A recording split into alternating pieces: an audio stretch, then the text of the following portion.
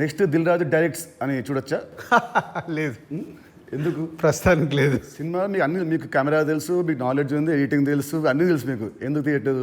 So నాకు direction చెయ్యాలని ఎప్పుడు ఆలోచన రాలేదు.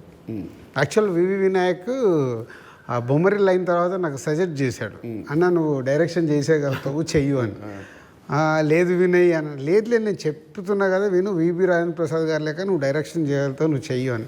బట్ ఎప్పుడు ఆ సైడ్ నాకు డైరెక్షన్ చేయాలని ఆలోచన కలగలేదు. సో మీ బయోపిక్ తీసే ఇప్పుడు మీకు ఏమైనా ప్లాన్స్ ఉన్నాయా? ఎప్పుడన్నా ఆఫ్టర్ 5 years 10 years? నా బయోపిక్ నేను తీయలేను కదా, ఎవరైనా తీస్తే తీస్తారేమో. సరే, ఎవరు తీస్తే దాంట్లో అంత ఉంటుందా, ఆ కంటెంట్ ఉంటుందా? యా, డెఫినెట్గా అంటే ఇట్స్ బిగ్ జర్నీ కదా నాది. ఇప్పుడు ఫిలిం ఇండస్ట్రీకి 94 వచ్చాను. 94కి వచ్చిన తర్వాత ఇప్పుడు ఆల్మోస్ట్ 30 years ప్లస్. ఎన్నో అప్ అండ్ డౌన్ చూశాను, ఎన్నో అన్నీ చూసుకుంటూ వచ్చాను.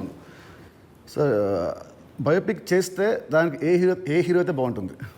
బట్ నాకు బాగా ఫేస్ మ్యాచ్ అయ్యేది నువ్వు ఒకటే.